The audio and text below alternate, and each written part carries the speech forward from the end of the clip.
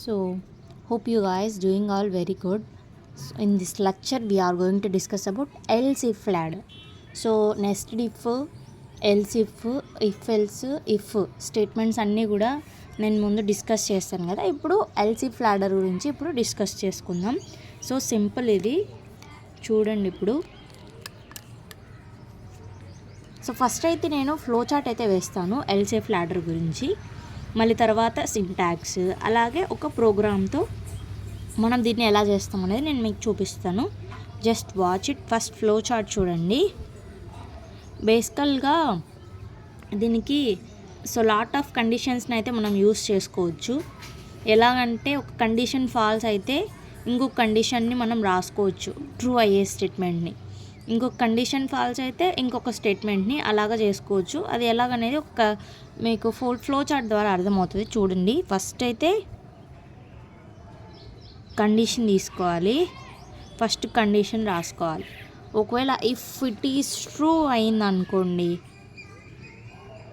True అయితే ఆ కండిషన్లో ఉండే స్టేట్మెంట్ 1 అనేది ప్రింట్ అవుతుంది. సో అది ప్రింట్ అయ్యి మళ్ళీ లాస్ట్లో ఇంకొక స్టేట్మెంట్ ఉంటుంది కదా, లాస్ట్లో స్టేట్మెంట్ ఎక్స్ అనేది ప్రింట్ అవుతుంది. ఐ మీన్ లాస్ట్ స్టేట్మెంట్, ఓకేనా. సో అది ప్రింట్ అవుతుంది.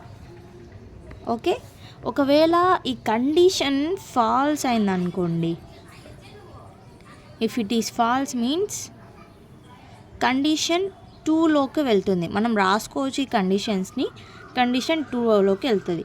సో ఇది ఒకవేళ ట్రూ అయిందనుకోండి, మళ్ళీ ట్రూ అయితే ఏమవుతుంది, మళ్ళీ యాజ్ యూజువల్ స్టేట్మెంట్ 2 అనేది ప్రింట్ అయిపోతుంది. ప్రింట్ అయిపోయి ఇక్కడ స్టేట్మెంట్ ఎక్స్ ఉంది కదా, దానిలోకి వెళ్ళిపోతుంది. ఒకవేళ ఇది కూడా ఫాల్స్ అయిందనుకోండి, ఫాల్స్ అయితే ఏమవుతుంది, మళ్ళీ కండిషన్ 3లో మనం రాసుకోవచ్చు. కండిషన్ 3లోకి వెళ్తుంది.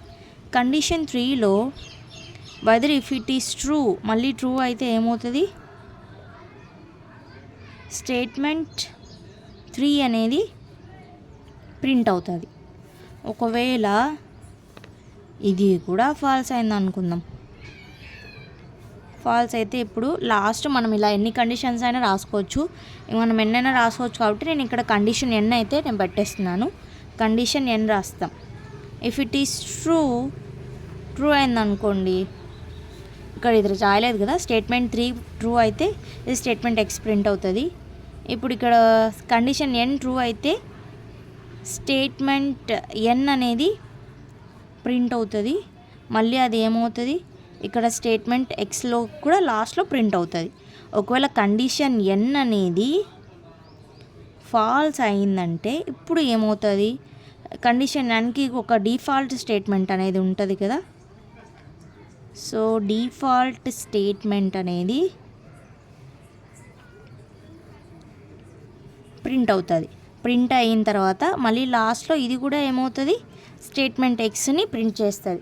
సో ప్రతి ఒక్కటి ఇఫ్ ఇట్ ఈస్ ట్రూ ఇది మాత్రమే ప్రింట్ అవుతుంది. ఫాల్స్ అయితే మళ్ళీ వీటన్నిటి దగ్గర కూడా మనం వెళ్ళాల్సి వస్తుంది. అది ఎలాగా ఏమిటి అనేది నేను మీకు ఇప్పుడు సింటాక్స్ ఫస్ట్ రాస్తాను, మళ్ళీ తర్వాత ప్రోగ్రామ్ని కూడా రాస్తాను. Just see how will you write the program. This was the flow chart actually, flow chart of else if ladder, ఓకేనా. సో ఇప్పుడు మీకు సింటాక్స్ అయితే రాసి చూపిస్తాను, చూడండి. Syntax is so simple. So first if రాసి కండిషన్ 1, నెక్స్ట్ స్టేట్మెంట్ 1, దాని తర్వాత ఎల్స్ ఇఫ్ ladder కాబట్టి ఎల్స్ ఇఫ్ పెట్టి condition 2 if it is true, ఓకేనా. కండిషన్ 2 తర్వాత మళ్ళీ స్టేట్మెంట్ 2, మళ్ళీ తర్వాత ఎల్స్ ఇఫ్ కండిషన్ 3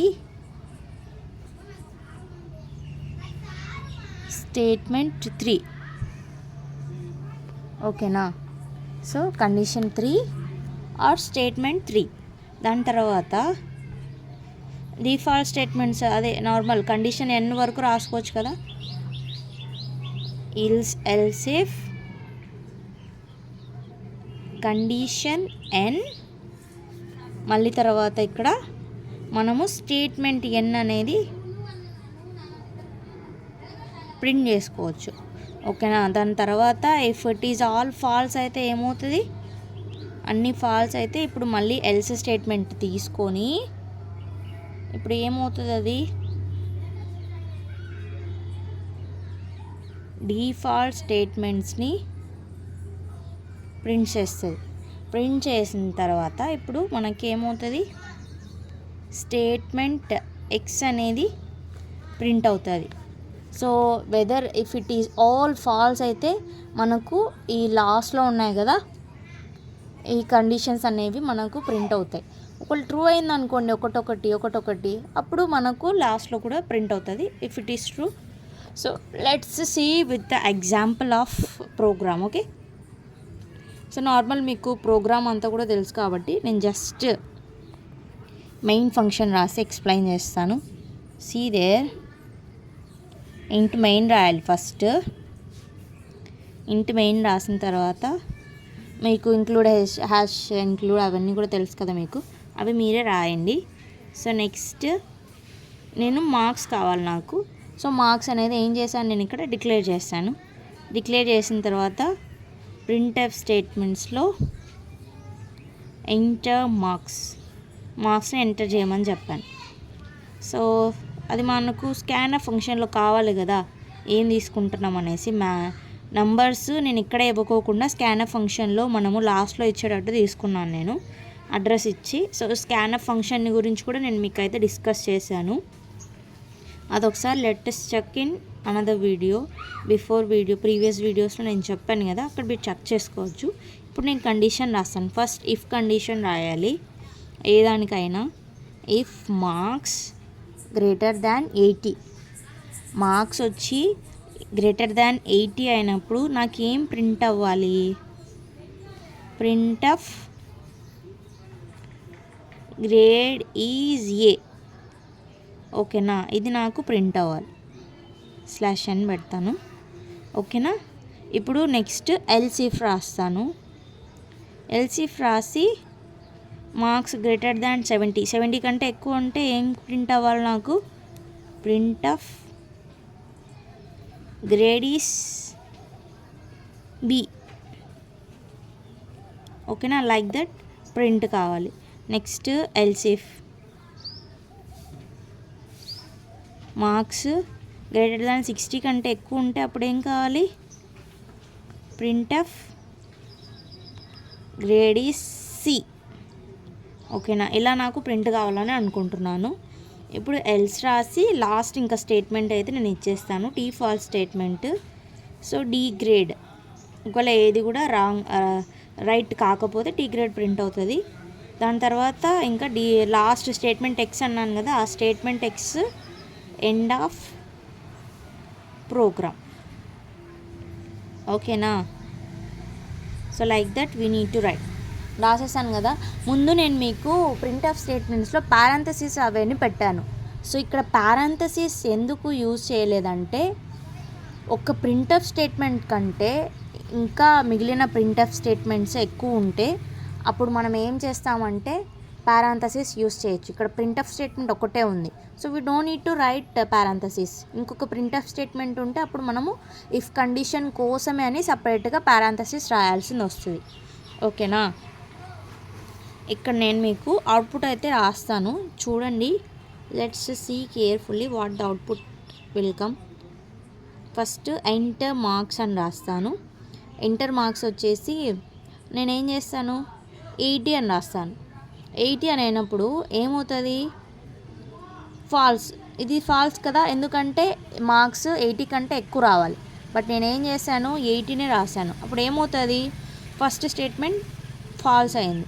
అప్పుడు ఏమవుతుంది, మార్క్స్ 80 అంటే 70 కంటే ఎక్కువ అని కదా. అప్పుడు ఇది ఏమవుతుంది, బి గ్రేడ్ ప్రింట్ అవుతుంది. సో గ్రేడ్ ఈజ్ బి అనేది ప్రింట్ అవుతుంది. ప్రింట్ అయిన తర్వాత ఇప్పుడు ఏమవుతుంది, లాస్ట్లో ఎండ్ ఆఫ్ ప్రోగ్రామ్ అనేది అవుతుంది. ఎలాగా ఇప్పుడు చూడండి, ఫస్ట్ ఇక్కడ ఒకవేళ కండిషన్ ఫాల్స్ అయితే నెక్స్ట్ కండిషన్ 2లోకి పోతుంది. కండిషన్ 2లోకి వచ్చి ట్రూ అయితే స్టేట్మెంట్ 2 ప్రింట్ అయ్యి లాస్ట్ స్టేట్మెంట్ ప్రింట్ అవుతుంది. మళ్ళీ దీంట్లోకి పోదు. ఒకవేళ ఫాల్స్ అయితేనే ఈ కండిషన్లోకి పోతుంది. సో ఇలాగా ఎల్సిఎఫ్ లాడర్ అనేది వర్క్ అవుతుంది. So end of program. ఇంకొకటి రాస్తాను చూడండి, ఎంటర్ మార్క్స్ వచ్చేసి నేను 45 రాస్తాను. 45 రాస్తే ఇప్పుడు ఏమొస్తుంది చూడండి, ఇప్పుడు ఇక్కడ 80 కంటే 45 చిన్నదా పెద్దదా? చిన్నది. So this is false. ఇక్కడ నుంచి నెక్స్ట్ వెళ్తుంది. 70 కంటే ట్రూ ఆ ఫాల్స్. సో మళ్ళీ ఇక్కడికి వెళ్తుంది. ఇది కూడా ఫాల్సే. ఇది కూడా ఫాల్స్ అయినప్పుడు ఏమవుతుంది, లాస్ట్లో ఇంకా డిఫాల్ట్ స్టేట్మెంట్ ఉంది కదా, డి గ్రేడ్ అనేది ప్రింట్ అవుతుంది. ఓకేనా. ఇక్కడ మనం ఏం కండిషన్ ఇవ్వలేదు చూడండి.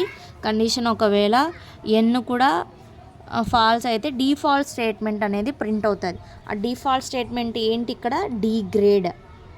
సో మామూలు నార్మల్ స్టేట్మెంట్స్కి ఎల్సిఫ్ వస్తుంది, దానికి మాత్రం ఎల్స్ మాత్రమే వస్తుంది. So like that D grade అయిపోయిన తర్వాత లాస్ట్లో ఎండ్ ఆఫ్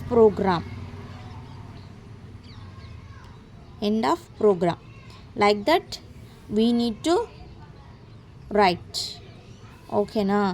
సో ఒకవేళ అన్ని స్టేట్మెంట్స్ ట్రూ అయినాయి అనుకోండి, ట్రూ అయితే సో ఫర్ ఎగ్జాంపుల్ నేను 80 ఇచ్చాను అనుకోండి, 85 ఇచ్చాను అనుకోండి, ఇది ట్రూనే.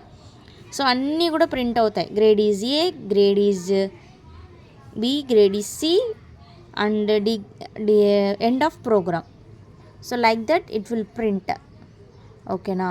ఇక్కడ మళ్ళీ డిఫాల్ట్ స్టేట్మెంట్ మాత్రం ప్రింట్ అవ్వదు, మిగిలినవన్నీ కూడా ప్రింట్ అవుతాయి. ఇక్కడ చూసాం కదా. సో ఇది ట్రూ అయింది. సారీ, ఫస్ట్ కండిషన్ ట్రూ అయితే ఫస్ట్ కండిషన్ మాత్రమే వస్తుంది, నెక్స్ట్ మిగిలిన స్టేట్మెంట్స్కి వెళ్ళదు. సో అలాగా అది వర్కౌట్ అవుతుంది. ఓకేనా. So like that you need to check for it. ఫాల్స్లు అయితేనే మనము నెక్స్ట్ స్టేట్మెంట్స్కి వెళ్ళాల్సి వస్తుంది. ట్రూ అయితే ఒక స్టేట్మెంట్లోనే మనము స్టాప్ చేసేయాలి. Like that we need to work on it. So ఇది మీరు రాసుకొని ఆన్లైన్ సి కంపైలర్లో you must try, then only it will come to you. Okay guys, hope you guys understood very well. Thank you so much guys.